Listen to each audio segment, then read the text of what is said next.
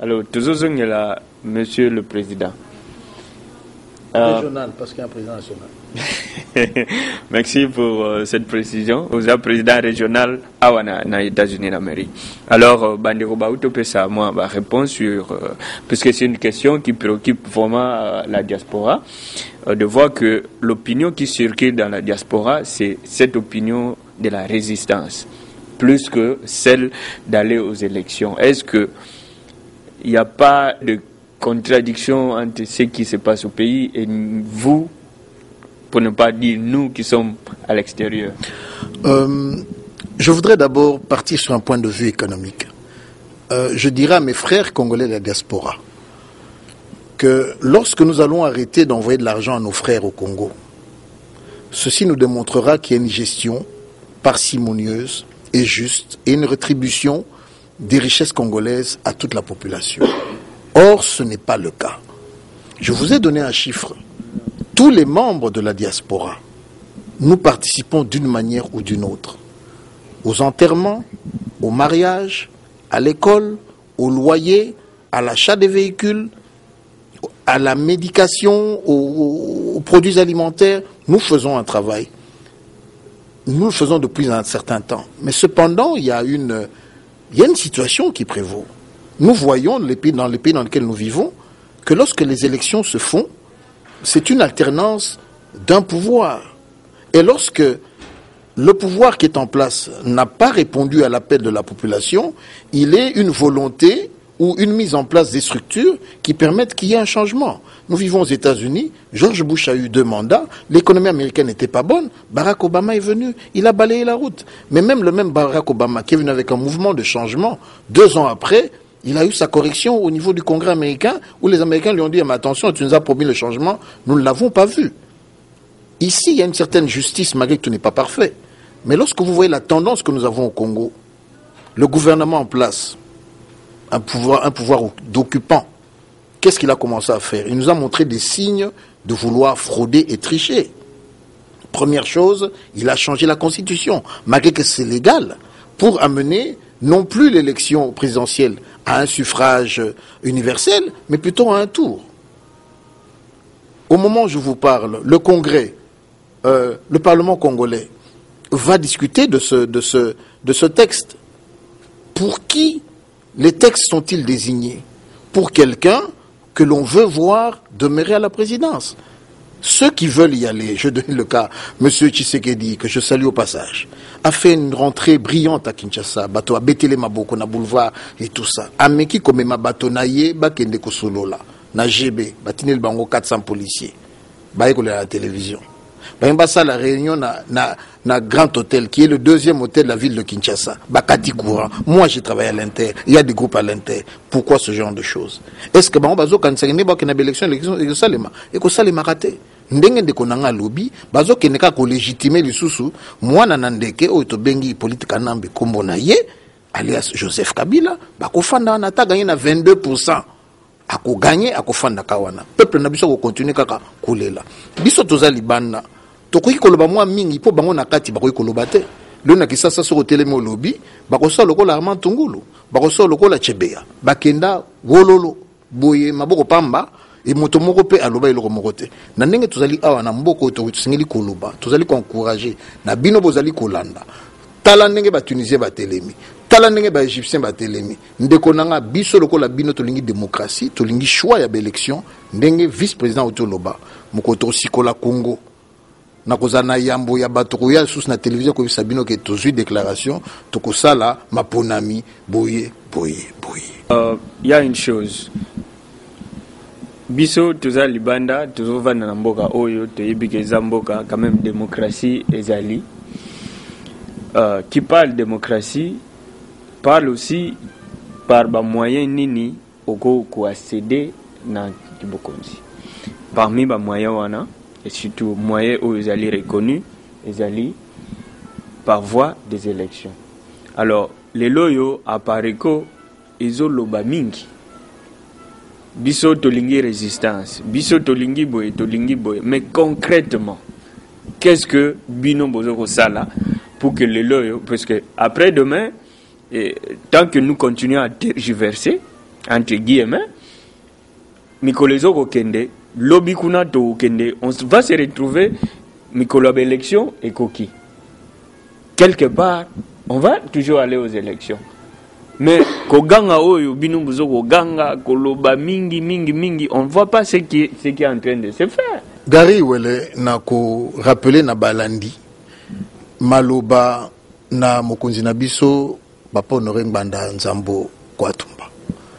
Asengaka na basoda ba oyo bakataka seleka baloba toko wapo nekolo. Baye bakotelema po bango mosana bango ezali mandoki. Bango nde bayebi oyo esengeli koyeba kosala. Kosenga na biso peuple te civil ayeba kotelema akende kosala mosala oyo eponami mpona ete. Bandeko na biso basoda. Bandeko na biso oyo bazali pembeni nzinga. Esengami tosengaka na bango bayeba kotelema. Basala mosala ya kosikola mboka. Outi koloba mosala wana kosikola mboka eza nini? Koboma mutu obie koboma batu. Ndeko nanga na koyiso na Congo tolemi makila ya bana Congo ezo otanga toujours kotanga mais toujours komona résultat malamu. Ndeko Gary na koloba boye lelo natangaki epe na tena bilili na likambo ezoleka na Libye. Communauté internationale bazui décision pe résolution pour peuple libyen telemi balingi kolongola mokonzi na bango bakende kotia ba libyen maboko po basala ba élection te po Kadhafi akende tozo tuna bango Kadhafi abomi peut-être ceux qui 100 000 na Congo bakufa 6 millions to sali ba pele yo nanga to sali ba marche awa toke tozui na yo rapport mapinge lobi que babomi 6 millions de Congolais. Communauté internationale gui azolo beloko mokote yango biso ba Congolais to lobi eloko wana to sala ngo biso moko bolimi sanga bandeko na ina bomananga motote na ina za meurtrier. Mais quelque part ba lobi sans effusion de sang il n'y a pas de libération. Ata moi seul nga bota okomona makile singile tanga yeso akufaka ne course po biso to sepela biso to bika bokolimbi sanga il faut makamusu se salema po esingile salema trop c'est trop.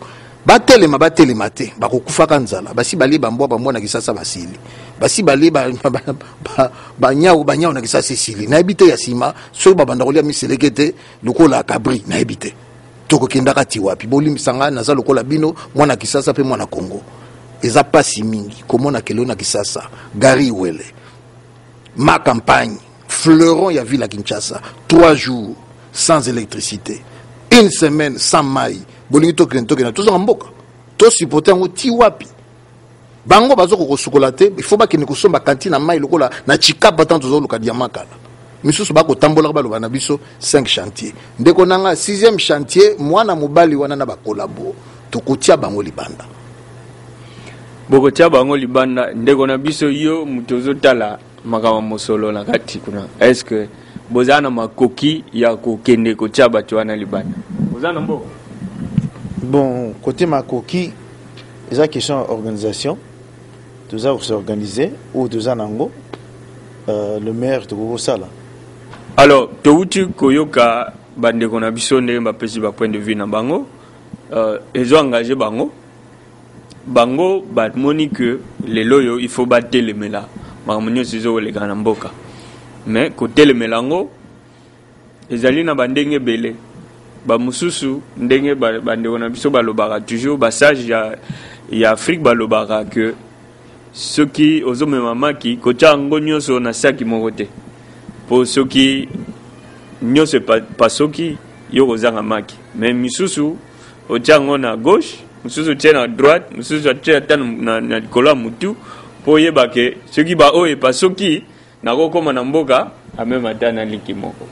Alors mais problème ezali na Congo ezali que population ils ont souffrir mingi effusion de sang tout le temps ils ont vraiment pousser biso na solution penda ya malamu te yango wana lelo ce mutatelemi alobaki bon yo telema zwa munduki yo telema sala boye et comme moi passe na Congo et yango wana zomona que population ils apena bobangi wana. Mais tozong il appelle lisusu makambo etali élection ezali na démocratie c'est le moyen par lequel il faut accéder au pouvoir Alors tout le monde moi muke ndenge tolobia wa que moi va contradiction ezali entre opposition puisque tout le monde apareko ezali parmi ba alliance bozo bengo alliance mais biso to considérer ngo ne des partis politiques ezali batioyo bazo sala moi opposition na magamezo olega na mboka mais ndeko na biso papa Tshisekedi azali quand même un patriarche. Il y a opposition na mboka wana, il se lève le là lobi azo ke une opposition bande kwebele ba telemi ba lobi bazo ke une élection. Pourquoi apariko ezozonga asima? Ça peut-être bo répondre ngo plus tard, mais point mususu oyo bino bo cité awa na kati ya déclaration na bino ezali interdiction ya ba prestation ya ba musicien.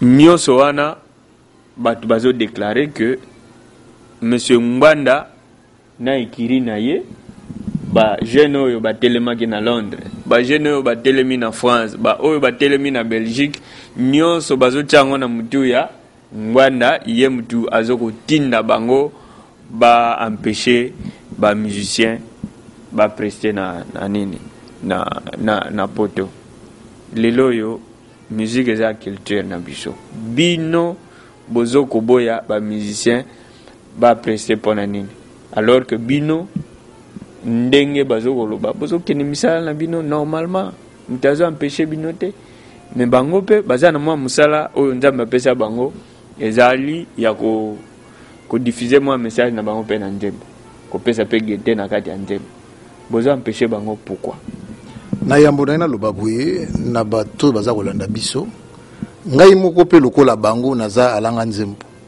na yembaka na kumisaka nkolo et pe boyebi que nazali pe producteur na produisa ba musicien mosusu mais eloko moko ezali ya motu ya nisika wana eza kotala ke bato balingaka biyenga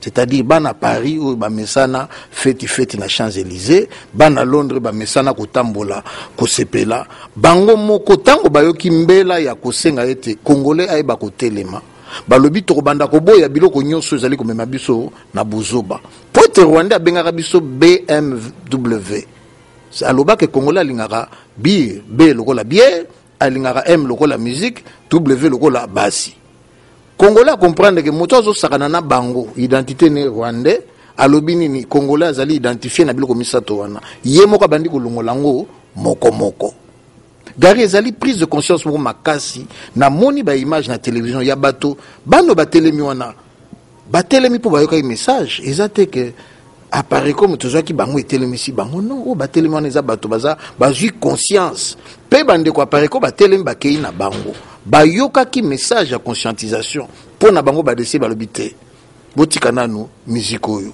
mais balobi ni to boy musique te to lobi te période oyo bato bazo ku febele to ki pena makambo mboka après musique ko betama ingaka sala mabeso balobi to ko boycotter to ko somba lisusu te to ko sala boy ce qui est encore plus grave ba meki ko solo na bande ko ba musicien wana na ko tuna pona nini yeji bempiana tango Armand Tungula kufaka aswana kana motote ba yebiso ko beta te na Bruxelles kamati nzela a koti na train a Yolanda kango akei Allemagne pona nini ba o misu ba na sima Werason ba yebiso ko beta te ya lobi aza Igwe le roi de la forêt ba yembelier ozonga maboko pamba okende bololo po atiaki tembe na suka waleki na camarade no monene leki na biso fali to yebisi pe lokola leki kosala yango te mboka za kokufa botika bozali kosala balanda kite soki bazalaka na koyoka baza ba musicien na biso bazo défendre culture na biso banga koyoka mais yo pe nanga iso totali bien gari musique na biso lelo pe moralité baby yango pe loko bazo singa na bango toza ba américain te toza ba belge te to boko laksa bana na biso mutaka mabele libanda to lopamba ezalaka te donc ba comprendre moto aboyeli bango musique na bango azate to lobika na minute oyo botika distraction biso to sikola mboka na biso pe na ngina sukisa misusu na kati ba musicien wana ba bandi ko sala politique musicien telemi otiki ndule okeyo gangi to betela maboko pona songolo pakala eza yango te soki pe to pekisa bango sango te botiki eloko wana bozana ngo ya mabe musique na bino malamu toyoka kango tosomaka yango voilà on a ko ebisa ndeko Mustafa yo kombo